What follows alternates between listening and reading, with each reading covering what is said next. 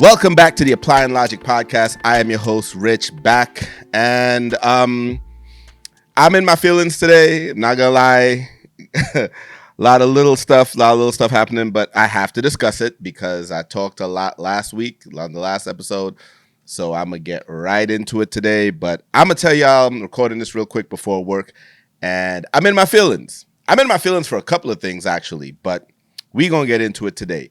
Before I get started, if you have been shout out to everybody who has been continuing to lock in, who's been tuning in online, YouTube, on all the podcast platforms, who's been following me. If you have been enjoying what I'm doing, please subscribe to the podcast to get all the notifications whenever I have new episodes out. Also, don't forget to check out the Guys Unpack podcast. Me and Dre got a brand new episode coming for you guys next week. So look out for that. But in the meantime, also subscribe to the Guys Unpacked podcast. Follow us on all podcast platforms at Guys Unpacked and at Applying Logic. So that out the way. Shout out to everybody who's out in Jamaica for Carnival. Y'all looked good on the road. The pictures, the videos, everything looked great. I'm gonna hit a Carnival this year for sure. I know Miami is a definite, but I gotta be in somebody's Carnival because I am tired of seeing y'all in y'all videos enjoying yourself, and I've been here just as an observer from the States. So I'm gonna be in somebody's Carnival this year, making my plans now, figuring it out, and I'm gonna be somewhere. Hey, also, for those of you planning to go Trinidad this year, I see that my Epic Carnival is back. I didn't do it the last time because I don't have to, like I have a place to stay down there, but it is a cruise. Last year it left out of Barbados, so like you fly to Barbados, get on the cruise ship. The cruise ship docks in Port of Spain. I thought this was a great idea. Some of the biggest promoters got together. I think it was Ryan, Scorch, Tribe. Can't remember exactly who, but I know it was some big brands got together and put together this thing where you fly into Barbados, or if you're in Barbados already, the cruise is from Barbados to Trinidad, and everybody, if you know geography, you know that's not a long distance, and it docks in Port of Spain.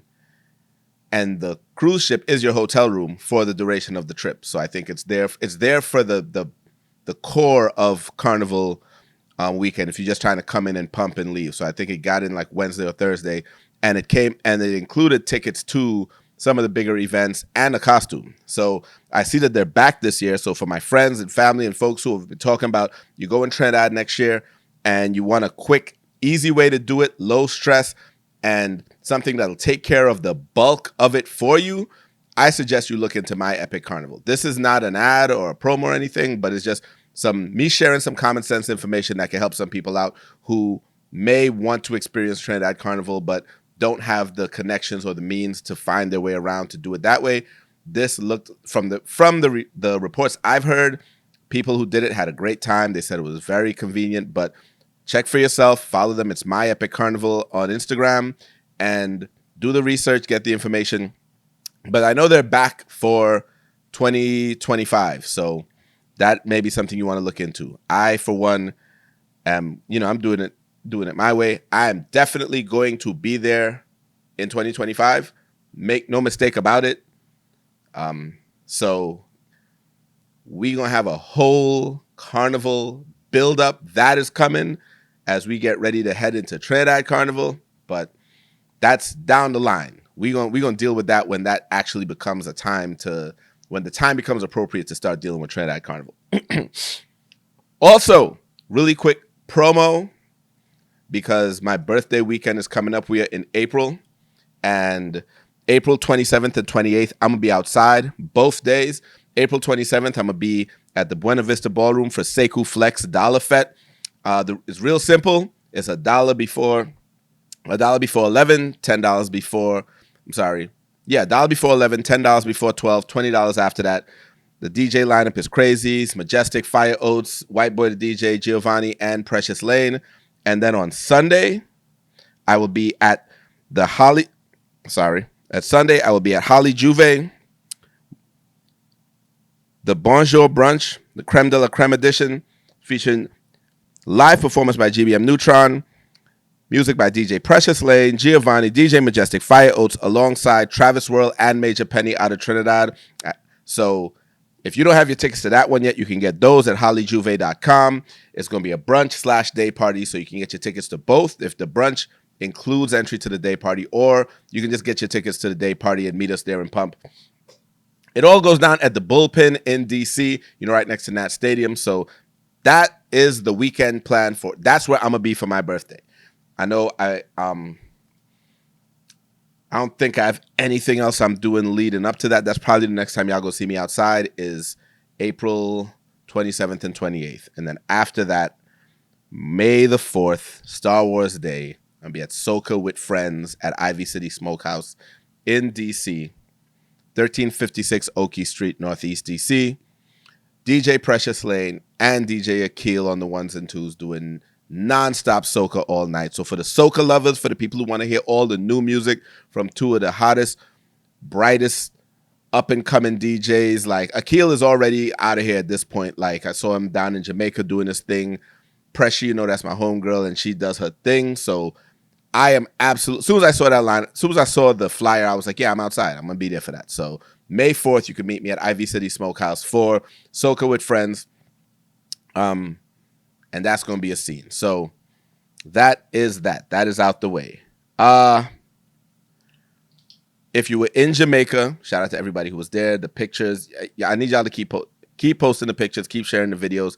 They looked great. I'm gonna tell you, I am tired now of seeing videos of Kai Cenat, so y'all don't need to share any more of those if y'all have those. I get really like, I'm over the fawning over celebrities at Carnival, and Jamaica is a different animal in itself. So I understand Jamaica isn't the same as Trinidad, but it's like, yeah, celebrities are going to attend Carnival, and it's a beautiful thing. Like Shenseea brought Coil Ray, and I'm sure there were others there that I didn't notice, pay attention to, but like one or two videos I'm cool with. Like the way that they get the constant attention, I can do it a little less of that. I want to see the Carnival people. I want to see the costumes. I want to see the people who I know are of and from the culture enjoying Carnival, especially when I have to miss it. So feel free, send as many and post as many of those videos as you can. And this is no shade to any of the celebrities that go, of course. I just, like I said, I'm over it now. I'm overseeing it. So, but now that Jamaica is done, DMV, you know what's going down, you know what's happening, you know what time it is. It is all gas, no brakes, full speed ahead. We heading into June. June 13th through June 17th, the DMV, the DC area, is your destination. Hooky Weekend is going down. The tickets are live right now at hookylife.com. 5 days, 6 big events. Thursday is Release Therapy. Friday is Hooky. Saturday is Lions Pride Juve. Saturday evening is Shine. Sunday is Rhythm and Road. And then Monday is Oasis, the Cool Down Fete. It is the biggest, the best, the most epic Carnival Caribbean party event celebration weekend that you can imagine. It all goes down right here in the DMV. So get your tickets now. If you do not have your tickets, what are you waiting for? Let me tell you, let me prep you now so you understand. Juve is going to sell out. If you do not have tickets for Lions Pride Juve, then you need to get them. Don't think you're going to show up at the door and try to like walk it. No. Lions Pride Juve is going to sell out. Release Therapy is probably going to sell out. Oasis is going to sell out. And the others are going to get dangerously close. Dangerously close. And this is me basing off of last year and hearing what I heard now. So if you have not gotten tickets already, you get on it. I'm just telling you. This is me giving you fair warning and advice because I don't want the text and the calls and all the that stuff when it gets too close and it's like, yo, Rich, you can't. It's not my event. I can't do nothing for you. I can't do nothing for you. I'm here to bring you the information early so you could organize yourself early. If you wait and you can't get in, then you're gonna see about it. You're gonna see it on social media and you're gonna hear about it. That's all I gotta tell you. After that, we headed to Miami. Miami Carnival Thursday. I want to say it's October 10th. Let me double check really quick, but I want to say the Thursday is October 10th. And yeah, Thursday, October 10th, Miami Carnival Thursday, Hooky Miami is going down as usual. So if you were there last year, you already know how that was. So you know you don't want to miss this year. So once those tickets go on sale, I'm telling you now, organize them from early. That's the last time. It's not the last I'm gonna say about it, but my messaging is not going to change between now and Hookie. Organize your tickets from early because this will not be a wait till last minute. I'm gonna just show up and get in kind of event. It goes down early. Miami Carnival Thursday, October 10th. So as you plan in your travel, getting your rental, booking your room, all of that stuff, plan to arrive in Miami from early on Thursday for Hookie Miami. All right, that is done and out the way. Now we can get into the more somber moments of the podcast. So I'm starting with the apology, the I'm sorry heard around the world. Jermaine Cole. I had to talk about this because I talked so much about Might Delete Later. And quite frankly, Might Delete Later is still a great project. I still play it. He's rapping on that project. Like he is going in. Cole is still lyrical. He's still one of the best lyricists in the game, if not the best lyricist in the game, depending on how you view it. But like nothing that happened is going to take away from my feelings about Might Delete Later, nor is any of it taking away from how I feel about the fallout that's coming. So I am looking forward to it. I am ready for it. And I'm still a fan. That said, I'm not going to lie. I was and still am. I don't love the apology. Not gonna lie. Not a fan of that. I can't even say for those of you who don't know, because I'm sure everybody knows by now, when Cole put out the track 7-Minute Drill, taking shots back at Kendrick after Like That on Future and Metro Boomin's album, where Kendrick dissed him and Drake, mostly Drake, but definitely included Cole. Like Cole caught some shots because he was in there like with Drake. 7-Minute Drill came out and I liked it. I liked it on the project, but I liked it as a diss track. It wasn't the hardest diss track I've ever heard, but it's good. Still a good song. And I thought it did what it was supposed to do. It was supposed to be that quick response, that jab back. Like, all right, I'm letting you know, watch yourself. Like, careful how you talk about me, right? And that could have been it. Like, if it could have been, this gonna be my response, I'm gonna let that sit. And then if you come back, I got more in the, I have more in the tuck. But you could kind of hear, like when you go back and listen to it and really kind of break down how he was rapping on it, he was saying a lot of, I don't really want to do this, this ain't, what I'm saying? I'm getting the texts, I'm getting the calls. That's kind of why, but I don't want to. Like, I respect you, you know what I'm saying? Like, I'm a fan, but so he even in the song was not necessarily committing to the song. It was you sense the reluctance to even respond. So anyway, 2 days after it dropped at the Dreamville Festival, he's on stage and he gives a heartfelt public apology to Kendrick for the diss song. He said it did not sit right with his spirit.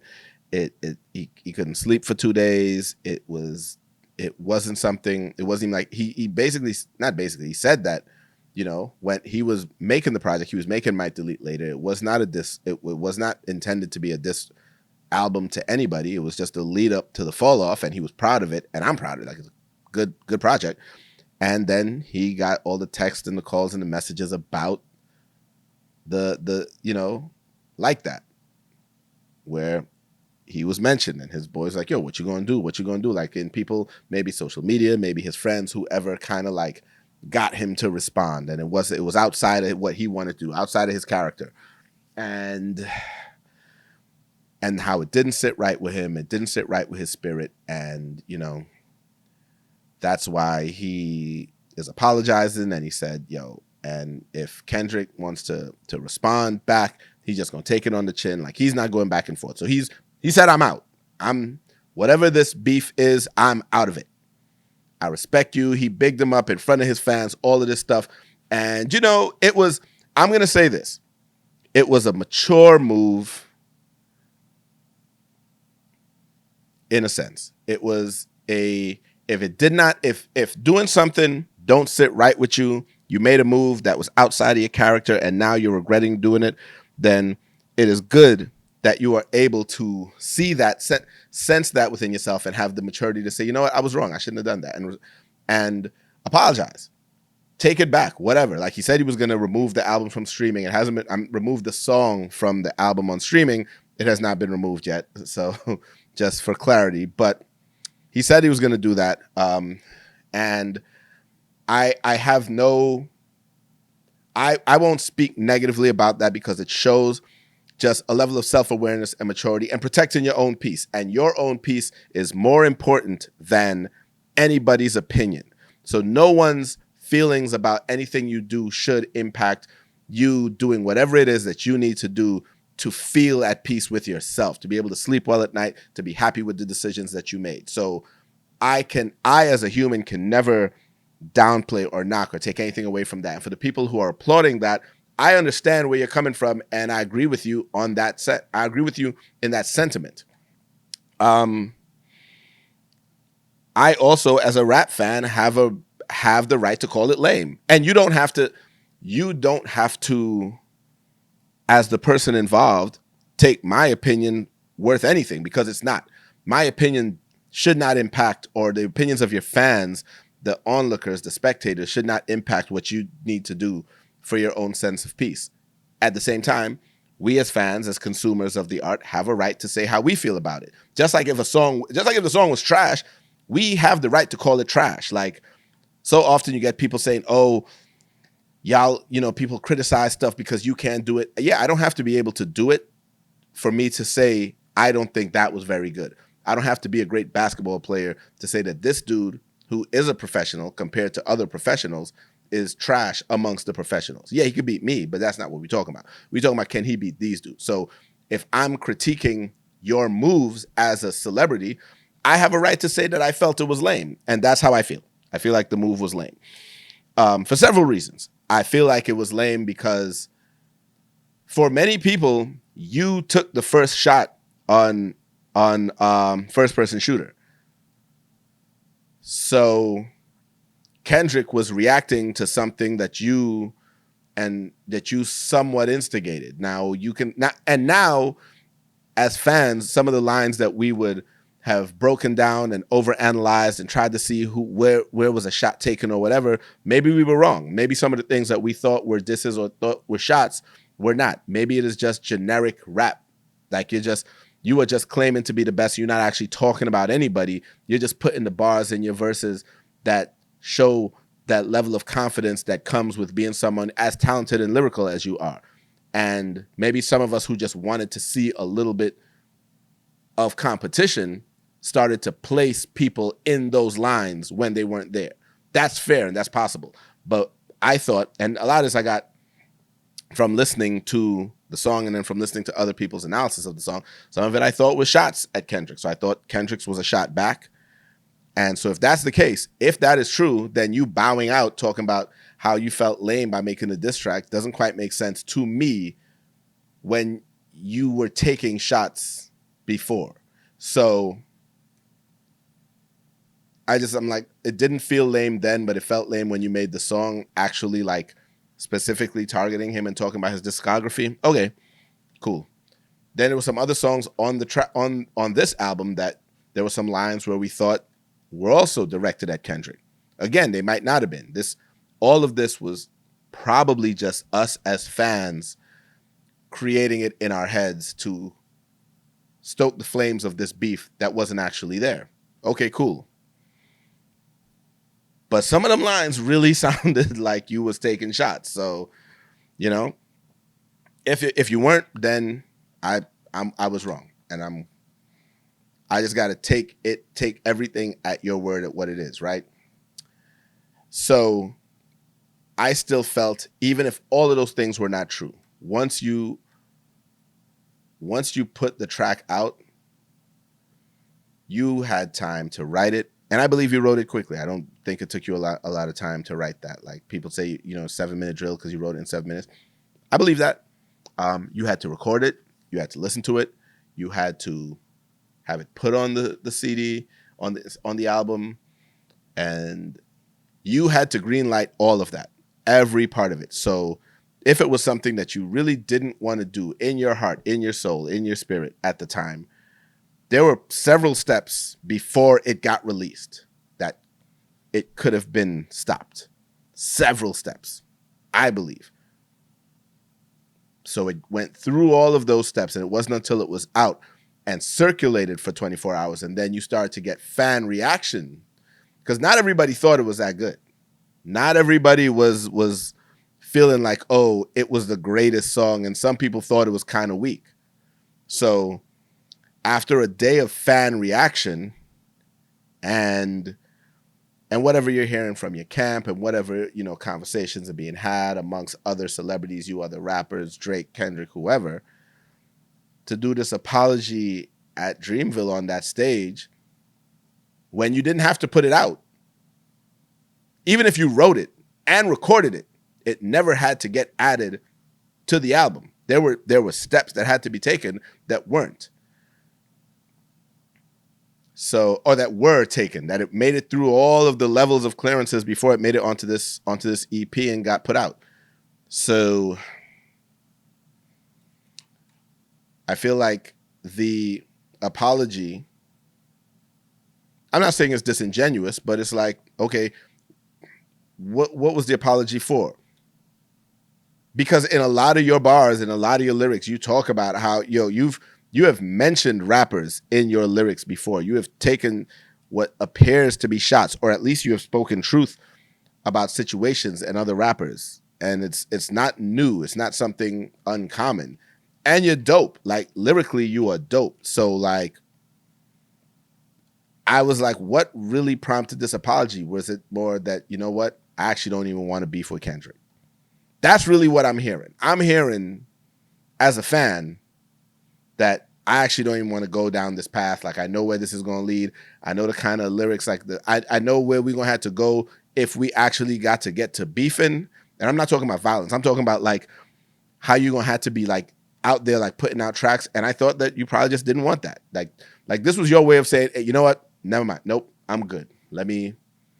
Whatever about to happen, let me sit this one out. That's what I thought it was. I don't buy all of that didn't sit well with my spirit thing. And again, I could be wrong. I'm an outsider observing, and I don't know any of the people involved. So I'm just reading what led up to this and giving my feelings on why we here right now. So I know, as a fan of just that kind of competitive hip hop, and I felt like, damn, I wanted to see it. But I also understand, like, if it's not something that you are built for, it's not something that is, you're not ready to do that, where it comes to, like, putting out song after song or verse after verse and taking shot after shot, because you don't know when it's going to end, and you don't know how many of these you got to go through before you eventually have to be like, nah, I'm out. So you was like, you know what, instead of even getting to that point, let me step out of it right now.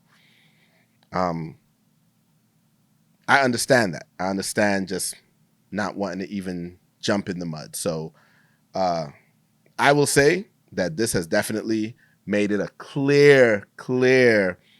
And I remember listening to Joe Budden's podcast and them saying that it was 1-0 because they were like, yeah, the song was cool, but it wasn't like the knockout. It wasn't thing. So they were giving it to Kendrick as a 1-0. And I disagreed. I thought that if it was going to be 1-0 anybody, it was Cole, because I liked the Cole verse better than Like That.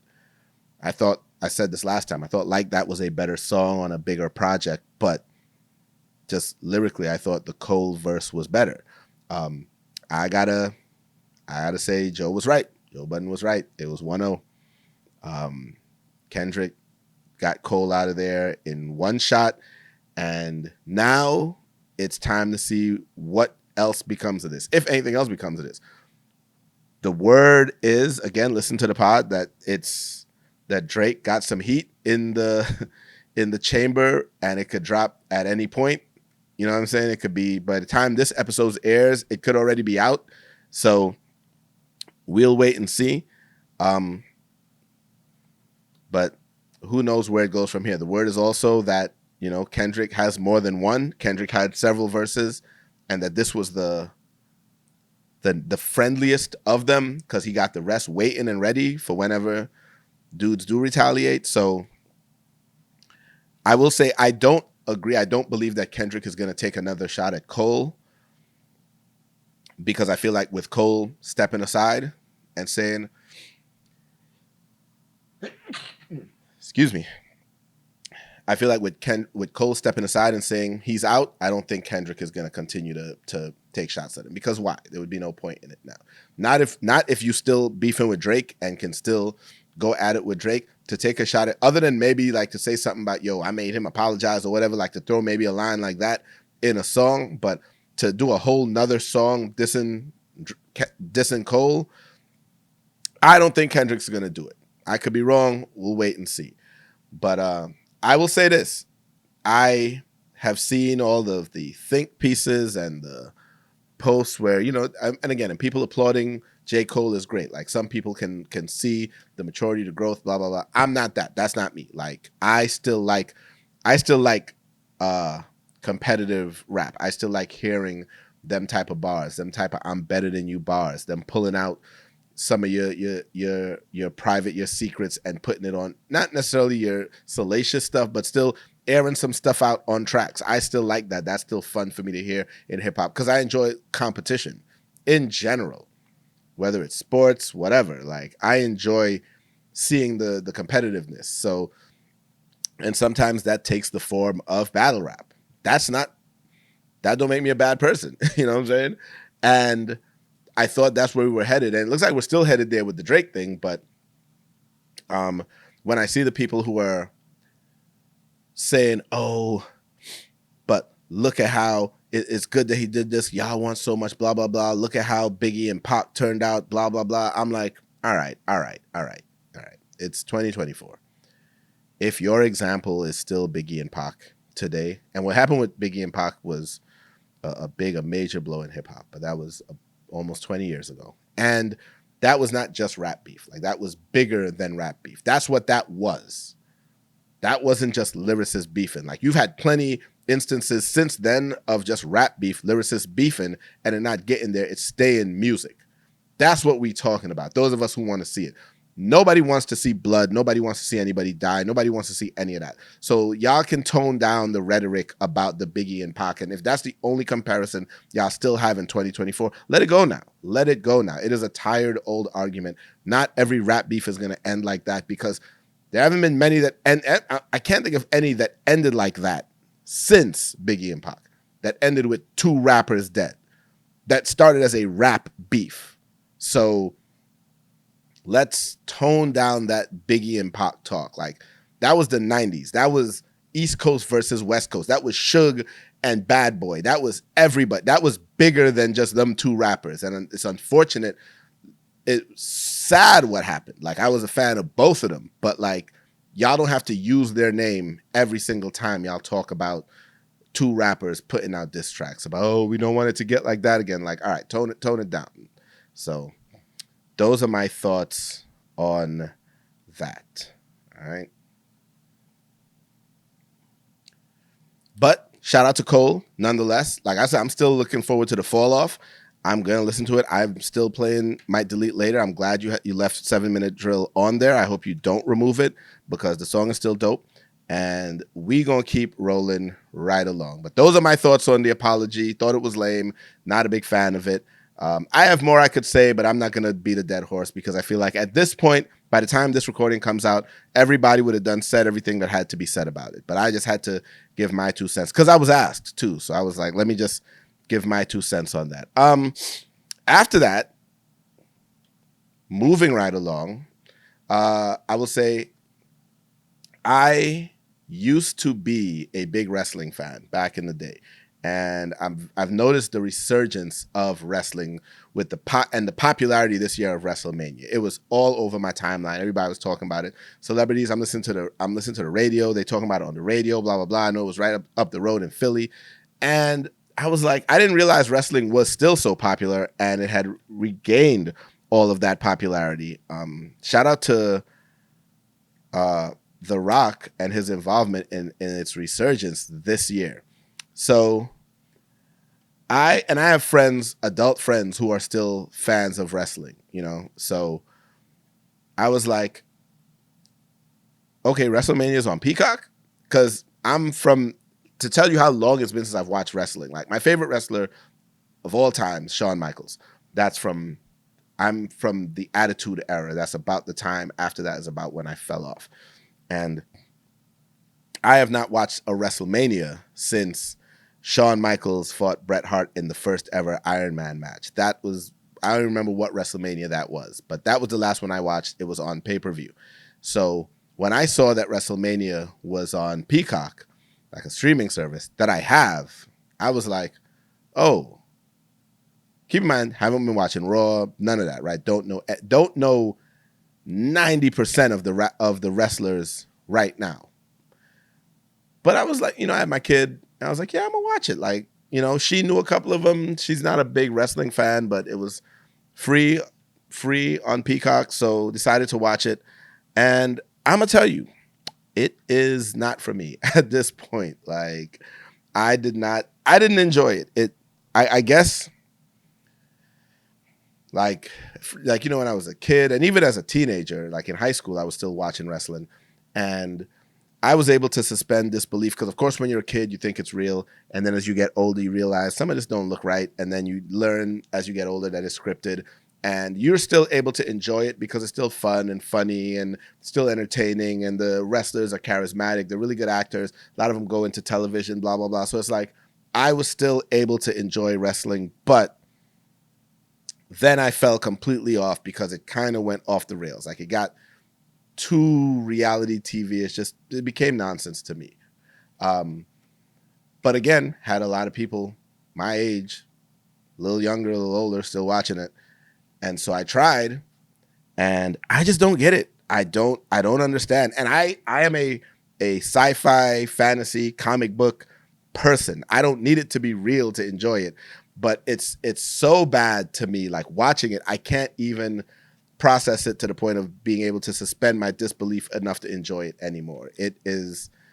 It's not for me. But shout out to everybody who watched it and enjoyed it. It was a big deal. It's a big entertainment thing. I saw all the stars and celebrities were out. Meek, Lil Wayne, Wale, Pat McAfee was there doing commentary. Snoop, and anytime Snoop was involved with something, it's great. So like I said, I tried this weekend. The matches I was able to make it through, I was like, yeah, I can't sit through this. So I didn't see the main event.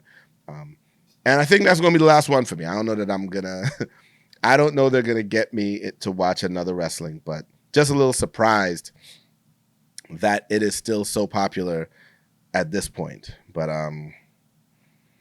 shifting gears, I just needed to mention that, but shifting gears, we go into the fake stuff that I do like, that I am a big fan of, and that is my comic book movies and TV shows, honestly. Now I'm starting with movies because I don't think this is going to be quick. Well, it might be quick. I don't know. But, actually, before I get to that, I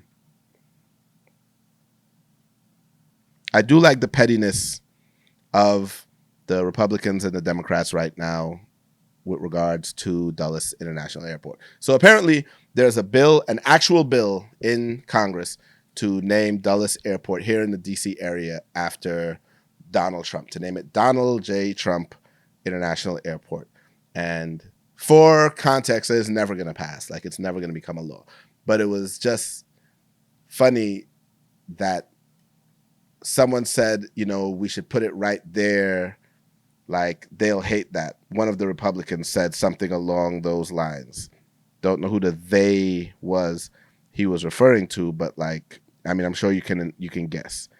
But House Republicans introduced legislation to rename Washington Dulles International Airport for Donald Trump, and it looks like the proposal of the former president's radar.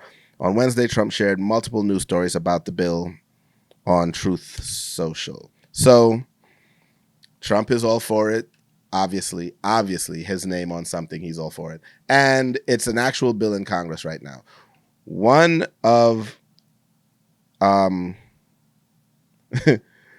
in a response, a Democrat a Democratic congressman unveiled legislation Friday to rename a federal prison in Miami after Donald Trump, saying the Democrat bill would rename the Miami Federal Correctional Institution in Florida the Donald J. Trump Federal Correctional Institutions. Like when our Republican colleagues introduced their bill to rename Dulles Airport, I said a more fitting option would be to rename a federal prison. And the fact that these are bills in Congress shows how petty some of these politicians really can be. And I'm here for the petty. I know that neither of these two things are going to happen. It's crazy to try to name, like we already have Reagan International, DCA. So we have an airport named after Ronald Reagan. And then you have Thurgood Marshall in Baltimore. So say what you will and however you feel about them. Both of them were iconic figures. Like or love Reagan, he was an iconic president. To those who were fans of his, and I get it. Trump has his firm supporters. But Trump is a twice impeached one-term president who led an insurrection and has currently several pending cases and had a bunch of sexual harassment cases. So even the notion of naming an airport after a president with all of that on his record was always stupid. Like, to even waste the time to draw up the bill to do that felt like a waste. And again, funny. I like a good joke, but there's so much y'all could and should be doing with your time to even take the time to introduce this bill as asinine. So while I had a good laugh about it, y'all could do better. Please, House Republicans. Like, there's so much better you could be doing with your time. But all right, that's it. I had to say that because I thought it was ridiculous that was ever even an option. And I can't stress enough. I know it's not going to pass. It's never going to happen. There's not going to be a Donald Trump International Airport, even if he wins this go round. But just the fact that it was even on the table is ridiculous. All right, so let's get into this. Fantastic Four. The movie is coming out. The cast is set. We got the cast of the actual Fantastic Four has been established. And then in news this week, I believe this has been confirmed. I don't believe these are still rumors. But many of us know her as Ruth from Ozark.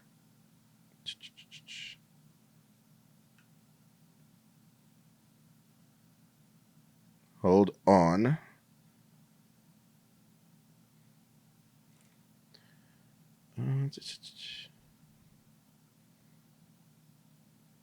Julia Garner. I had to remember her real name.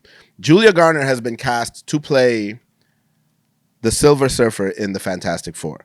That is a big deal. Most people know the Silver Surfer as being male. Julia Garner is obviously a woman. And there's been a lot of talk about that, the casting decision. So I'm going to tell you, I hate the casting decision, not just because it's a woman, right? One, I understand that Julia Garner has other roles outside of Ruth. Unfortunately, her role as Ruth is the only one I know, so I can't see it. And I understand that is just me not being able to see an actor play something other than what I've seen them in, and that's my own personal bias. And that's fine, and that's fair. And I am totally okay with being surprised because obviously she's already been cast. So, and I'm going to go see the movie. So we're going to see if she does it well or not. But why I don't like the casting is because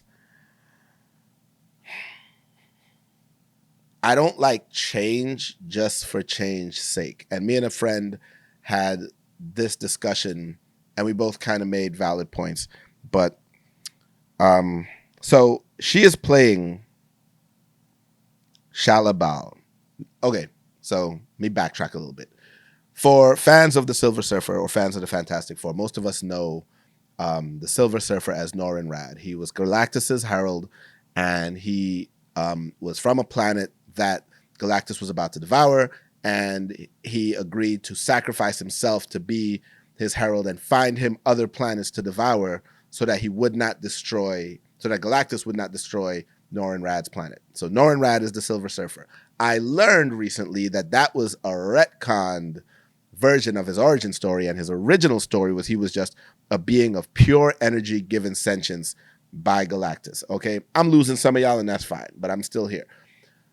So those are the two origins of the Silver Surfer that I know and I'm familiar with. And again, one of them I only recently learned. So apparently Shalabal is Norrin Rad's wife, and there is a short run where she was the Silver Surfer. So it is a part of the history. It's not like they're just making the change for the sake of making it. There was a portion. Sorry. Yeah.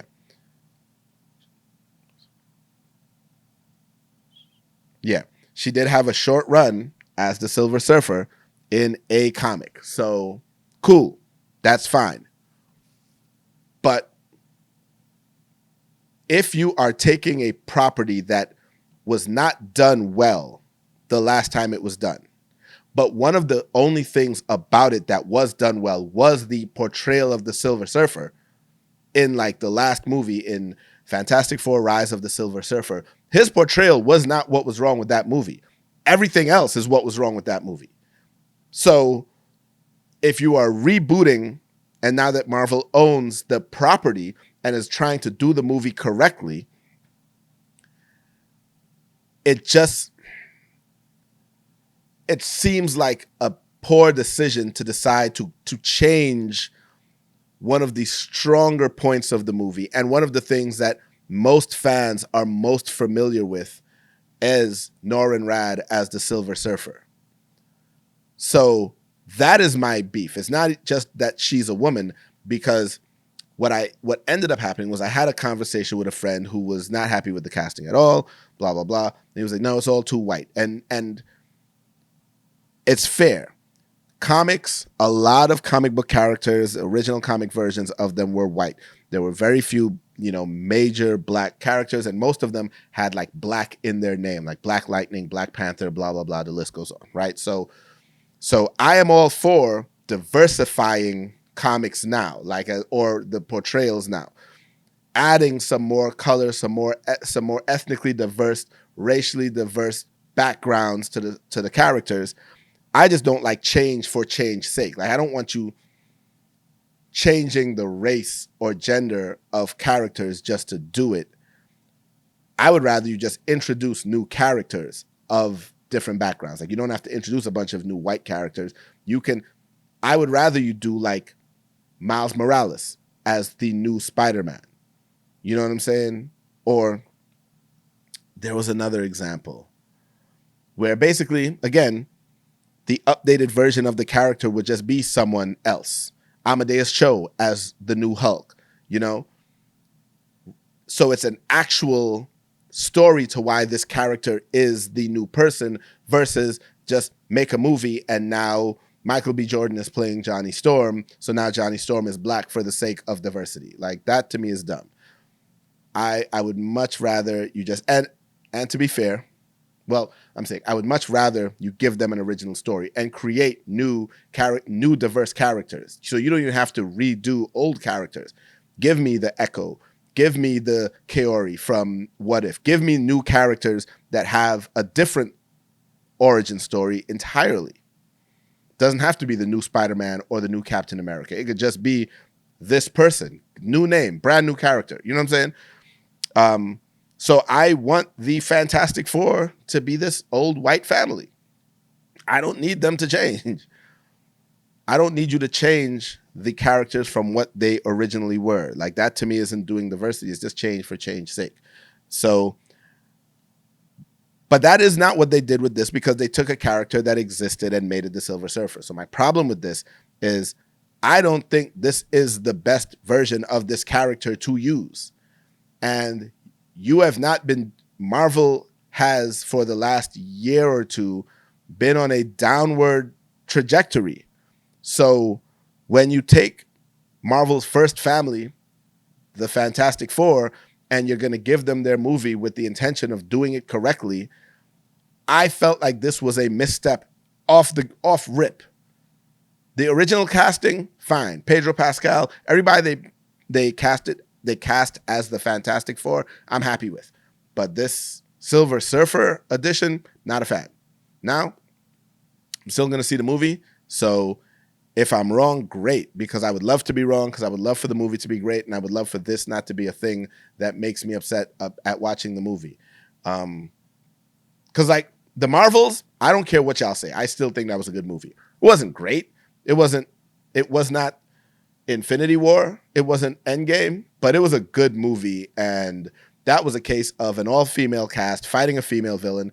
And I don't know why y'all hated that movie, because I thought it was good. It was funny. It was entertaining. It was good action. All of the negative reviews about it, I think, were just overblown and nonsense. So I am perfectly fine with being wrong if this woman Silver Surfer, this Shia LaBeouf version of the character, does well and is great in the movie. But I would have preferred, right now, I'm saying this in April before the movie comes out, I would have preferred to see Norrin Rad as the Silver Surfer. But we got what we got. So moving right along, here is the portion where if you have not been watching, I am going to suggest that you take this opportunity to either pause and come back to this later or skip ahead to the end. But I'm about to talk about Xmen 97 because what? So this is your last warning. Spoilers ahead. Like, I'm not actually holding back on the spoilers. I'm going to be talking about the show. We're 5 episodes in now, and I'm getting into it. So if you haven't seen it yet and you plan on watching it, then, and you don't want the spoilers, then this is your opportunity. All right? Everybody still with me? Okay, cool. Xmen 97. Kudos and applause to Marvel, to Disney Plus, for everybody involved in the making of this show. It has been great so far. 5 episodes, and I'm hooked. Xmen 97 is an example of what I was talking about last episode, where you do not need to make a live action adaptation. You can just make a really good animated show and it still be great. So if you do not know what I'm talking about, if you have not been watching it, or if you're not familiar, Xmen 97 is the continuation of the story from the original X-Men, the animated series that was on Fox back in the 90s. Now, that show at the time was one of the definitive comic book shows on TV. It was that, Batman the Animated Series, and Superman the Animated Series. Later, we got into Justice League Unlimited, and so forth. But like, and Spider-Man the Animated Series around the same time as X-Men, because there was like a couple crossovers. So Marvel has decided that they took that property, which for a lot of us my age and around my age is the definitive version of the X-Men. Like the X-Men that most of us grew up with, even when we weren't like the X-Men cartoon that took many of us to the comics, because we might not have been reading the comics at the time, but this cartoon was so great. We're like, nah, I want to see more of this. I want to see these stories expanded, because it was still made for children with mature storylines that still hold up today, but it was made for children. So they did the brilliant move of, we're just going to take this thing that y'all loved then and continue this story. My 2 little gripes with that was that they had to retcon some things in order to make the story make sense for today that it was being continued. And at first, I was like, I wish they didn't change things. But then I'm like, you know what? No, I don't actually care, because that show was made in the 90s. It was made for children. Even if you need to go back and rewatch it now because it is available on Disney Plus, before you get ready to watch this one, you'll notice that some things were changed, but they were changed with reason. And I'm okay with just leaving that in the past and starting with this brand new.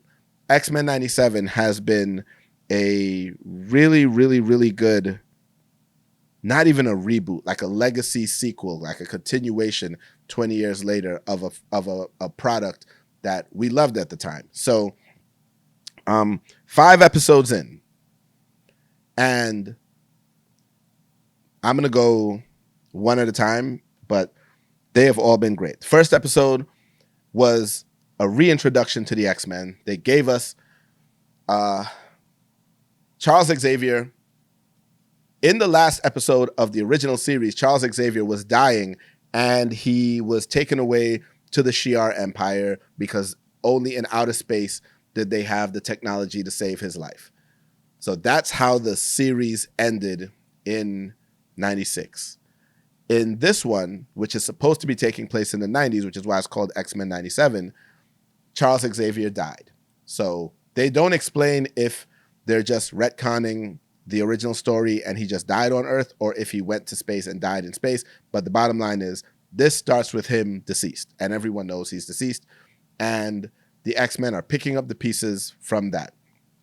Charles is not there, but he left in his will that Magneto, and for fans of the comics and cartoons know, Magneto was Charles Xavier's best friend and longtime enemy in the comics and on the TV show. Like, they were friends at first, but they had different opinions and ideals on what would be right for mutants. Charles wanted to create a world where mutants could live and coexist with humans. Magneto believed that mutants are superior. They're the next evolution in human. They're the next step in human evolution, and they should rule, or at least they should be able to live in the world free from persecution. But that may not mean being peaceful about getting to that place. So there's a lot of parallels drawn to the Malcolm X versus Martin Luther King in the way that Charles Xavier and Magneto were portrayed in the comics. And this was from Stan Lee himself, who created the characters. So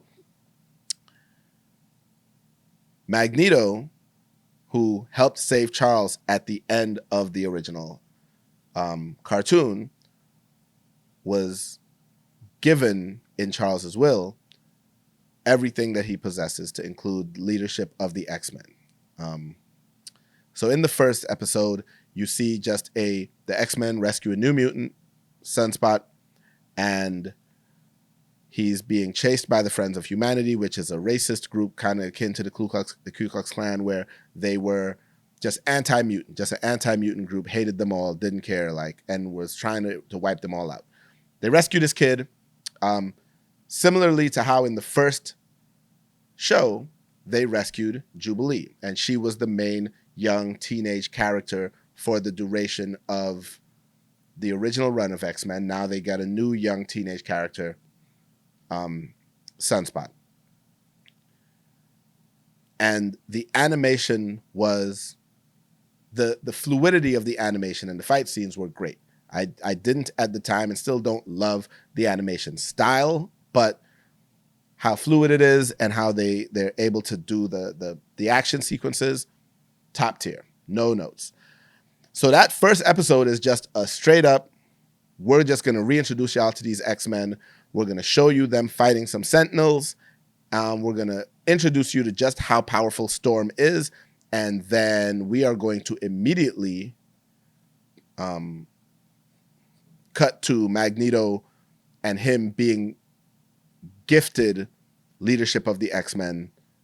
Episode ends. Boom. On to the next episode.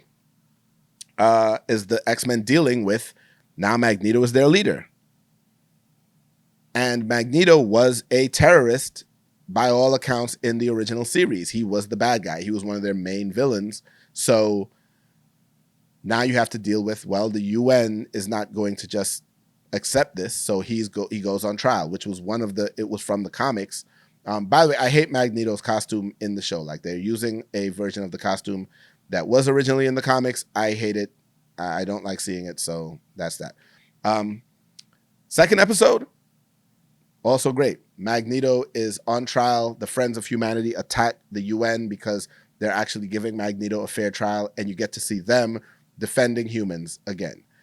So there are great speeches, great dialogue in the episode itself, and you get to see that there's a little bit of a love affair, a past love affair between Magneto and Rogue. First thing that was a problem for me, because that was never talked about or dealt with in the original show. But what they're saying is that pre-original X-Men, Magneto and Rogue had this romantic attachment, and that they are now rekindling that. So for 4 or 5 seasons of the original show, that was never touched on, and here you're saying this was a thing. So again, it was a problem at first for me, but I got over it. In that episode, they took one of, or the strongest mutant, Storm, depowered her. The Friends of Humanity that were attacking, this character called the Executioner had a weapon that was created that can remove mutant powers. He was trying to get to Magneto. Storm jumped in the way to save him during the trial, and she gets depowered at the end of the episode. So that is the big conflict at the end of episode 2. And in the midst of dealing with Storm losing her powers, Cyclops and Jean Grey, because she starts the season pregnant, she's having her baby during this episode. The baby's born, Nathan Summers.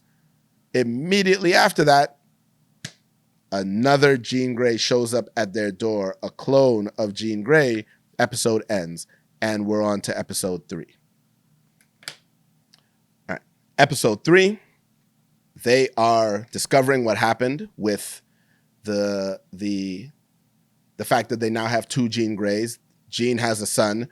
Everyone is confused. Storm has lost her powers and left, because when she realized she has no powers and that they would not be able to restore them, she doesn't feel like she belongs, and she leaves. So all of this happened at the end of the second episode. Episode 3, they discover that their Jean that had been living with them is the clone, because even though everything else is identical and they have the same memories from the same time period, one of them, just through carbon dating, is just younger in terms of, how long she's been in existence. Beast is able to find that out. And that the person who created her was Mr. Sinister. So now you insert your second villain into the show. The first villain was the Friends of Humanity and the Sentinels, kind of.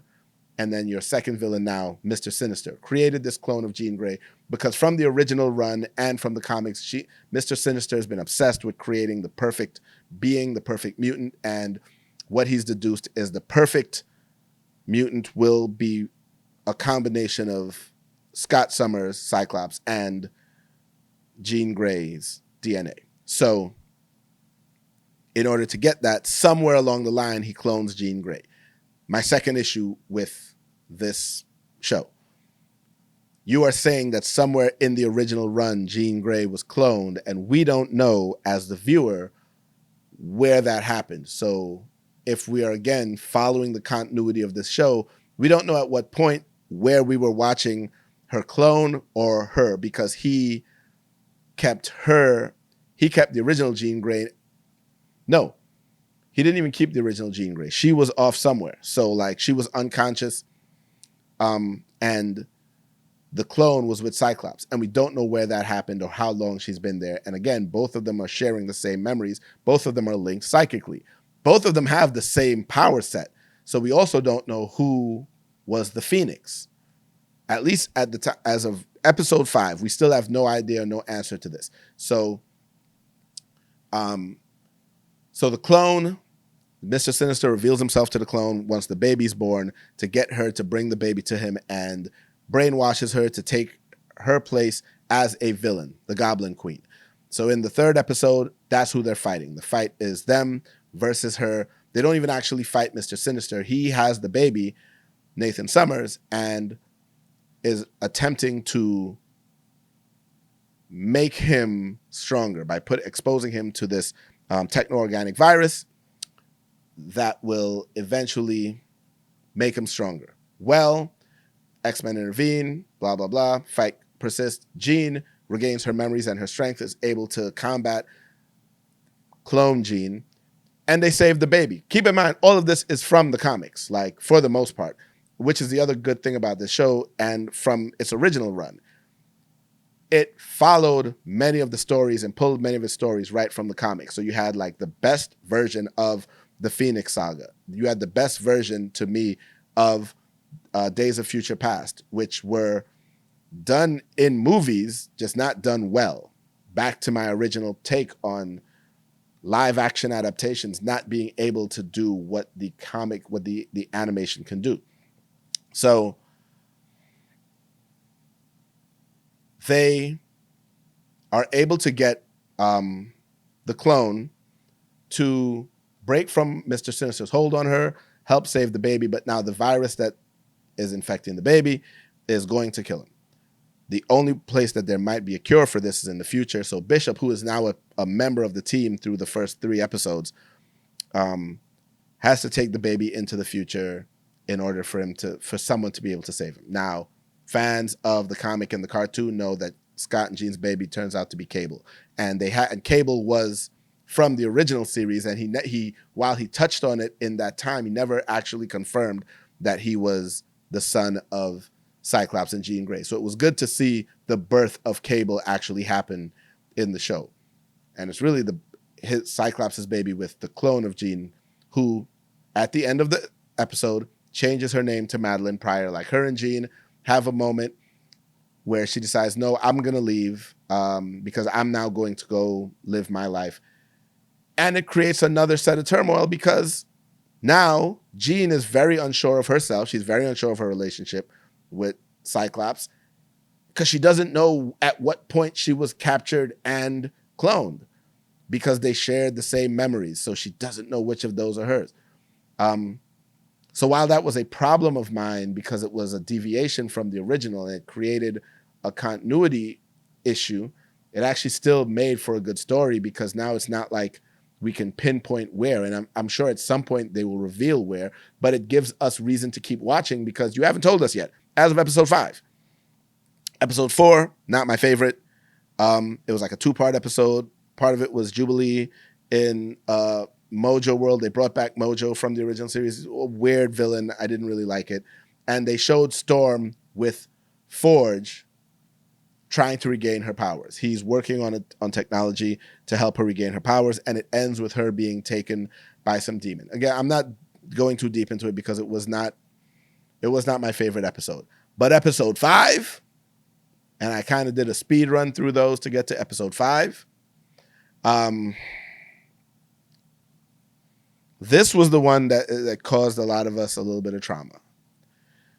And I will say it was a bold decision on the part of the writers, one way or the next, regardless of what happens in the next few episodes. So in episode 5, Magneto's island of Genosha, where in the original version, like, mutants, the long story short is, by the end of the original series, Genosha was a haven for mutants, that they could just live there freely.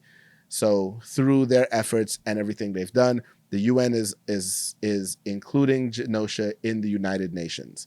It's welcoming them in. In the series, Magneto's going back to the island he's been invited there by the leading council in Genosha right now. You have Sebastian Shaw, Emma Frost, Moira McTaggart as the heads, and Nightcrawler as the head decision makers. And they wanted to have Magneto as the ruler of Genosha again, keeping in mind that he has left this to become leader of the Xmen per the request of Charles Xavier. And for the record, somewhere in this show, it seems like they are planting the seed that Magneto has ulterior motives or something. Like they're making it seem like, yes, he is their leader now, but he may not be entirely on the up and up. So I'm waiting to see if there's a big reveal coming, or if I'm just projecting and guessing. But Magneto agrees with the condition that Rogue will join him as his queen. In the last 3 episodes, they've been building the tension between Magneto and Rogue and Gambit, who most of us know. Gambit and Rogue had their thing, they had their love interest thing going since the original series, but have never been able to really act on it because Rogue's power is she can't have physical touch. If she touches anyone, she drains their powers. She has no control over it. So she's unable to touch people except for Magneto, because his electromagnetic power shields him from her power draining ability. Again, another retcon, because that was never explored or explained in the original one. And if I did not go back and rewatch it, but I feel like Rogue has drained Magneto's powers at some point. If not in X-Men, definitely in X-Men Evolution, but I'll have to go back and check. But I feel like it's one of those things that if that were the case, from then it would have been mentioned. Anyway, neither here nor there. Like I said, those are my 3 gripes, and I've made my peace with them, right? So,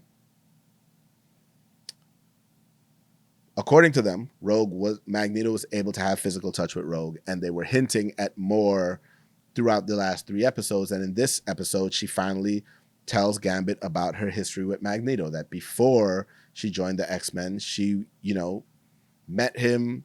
They had a full-blown relationship, and she left him when she sensed, that there was just so much violence in him, whatever, blah, blah, blah. Became an X-Man. They agreed never to talk about it, ever, in 4 seasons of X-Men. Okay, cool. Now, Magneto is attempting to rekindle that relationship, so he has that as a caveat, as the condition under which he would take over as ruler of Genosha. Rogue agrees. Breaks Gambit's heart, lets him down. But Gambit is like, you know what? I believe he's gonna end up breaking your heart, so, do what you got to do. And Gambit takes it on the chin. Not happy about it, but deals with it. And then a giant sentinel at the coronation ceremony, not coronation, but basically at the ceremony, where Rogue accepts, a sentinel attacks, a giant monster sentinel, like the size of a carrier of other sentinels, with a giant master mold type head and blasters that are actually wiping people out. And so many mutants, so many people get obliterated in this episode. And the action sequence is just phenomenal. Just a great, dope action sequence of them fighting against this sentinel. Oh, first, I'm sorry, Madeline Pryor, the clone of Jean, was also on the Council of Genosha. I completely forgot this. This is me getting off track. So she was one of the people on the council in Genosha, and it turns out that her and Scott have been communicating psychically since everything happened. Because remember, their son that had to get taken to the future to be saved, that they're not able to raise, that's her son with Madeline Pryor, not Jean. So he still has a connection to Madeline.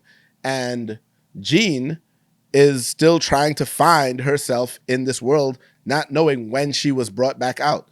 So she ends up having a moment with Wolverine. Wolverine is the bigger man and said, nah, it's you and Scott. You had a moment. Don't worry about it. But Jean now is actually finding out that Scott has still been contacting Madeline. So that's been happening. Madeline is on the island, on Genosha. Cable appears on the island trying to get everyone out. When he appears, both Jean and Madeline have a psychic moment where they can sense him. He gets there, tries to get them to get everybody off the island. I don't know, because obviously we're at episode 5. He knows what's coming. So I don't know if it's come from the future or if he just came back from the future to warn them. But by the time he gets to Madeline to tell her to get everybody off the island, he's getting pulled back into his time. But she recognizes him, and they have a quick moment before he disappears. Then the Sentinel attacks, and it's starting to wipe out just people on the island. Gambit, Magneto, and Rogue go on the offensive. They attack, and they do everything they can to rescue as many people as they can, and it's just a great action sequence, at the end of which, in order to save Rogue and Gambit, Magneto appears to sacrifice himself, as the Sentinel identifies him as an Omega level threat, so needs to take him out. So he keeps them from being able to get to him and puts up a shield protecting the Morlocks, but it looks like they die in a blast. You don't see what happened to Magneto. Rogue loses it, goes after the Sentinel. Gambit has to save her. He attempts to destroy the Sentinel when he gets impaled. And once he gets impaled and is connected to it, he uses his power to turn the Sentinel into a giant explosive and destroys it. In the process, Gambit dies. And we all held our breath as fans because we were like, I'm sorry, what? Did y'all just kill off at least Gambit?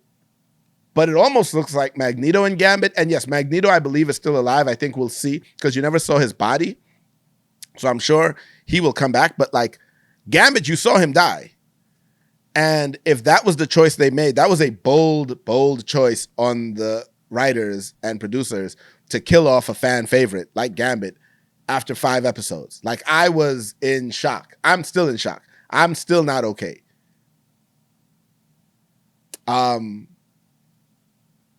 I don't know, because then if they did not kill him and they bring him back, it's another bold choice I'm not going to like, because I'm like, then you didn't need to do that. You didn't need to fake kill him and bring him back after 5 episodes. So I don't know what's going to happen, because if they're going Game of Thrones, just building up and killing main characters in season 1, in episode 5, then I don't know what to expect. But I am edge of my seat, locked in every Wednesday, and I'm going to be doing this after the next few episodes. So even if I have no other topics, I'm going to be doing my X-Men breakdowns, because right now Xmen 97 is putting on a clinic on how to do comic book adaptations in 2024 with a much more mature audience, better technology to create the programming, better writers, and an overarching story that has an interconnected universe, because some of it will connect to the MCU, because now with the MCU having different universes, this does not have to be taking place in the mainline MCU. This can be taking place anywhere. And so between this and What If, yeah, Marvel is still doing things right. I don't know about this Fantastic Four adaptation, but that aside, they're still doing things right. So I'm still on board with Marvel. X-Men 97, I highly recommend it. I was going to talk about The Bad Batch, but I don't have time to get to it today. And, May the 4th is coming, so I got all of my Star Wars stuff coming up. Tales of the Empire trailer looks good. The Acolyte trailer looks great. We're going to get into all the Star Wars stuff next time. But for now, I don't have anything else. I've hit all the topics I wanted to get to today. I'm about to go get my day started. I hope you all have a great, wonderful weekend. I hope you enjoyed listening as much as I've enjoyed bringing you this podcast. Once again, continue to follow and support. Click subscribe so you can get all the notifications every time I have new episodes. Don't forget, my birthday weekend is coming up April 27th and 28th. I'll be at Sekou Flex Dollar Fête on the 27th and the 28th. I'll be at Holly Juve, Bonjour Brunch, the Creme de la Creme edition. May the 4th, it's Soca with Friends, Precious Lane, and DJ Keel inside Ivy City Smokehouse. Tickets for that, I'm going to have the link in my bio as well. And Hookie Weekend, you already know what that is. So tickets are live for that at hookielife.com. So log on and get those now. And if we have nothing else, again, I want you guys to have a great weekend. Look out for me and Dre. Got an episode of Guys Unpack podcast coming next week.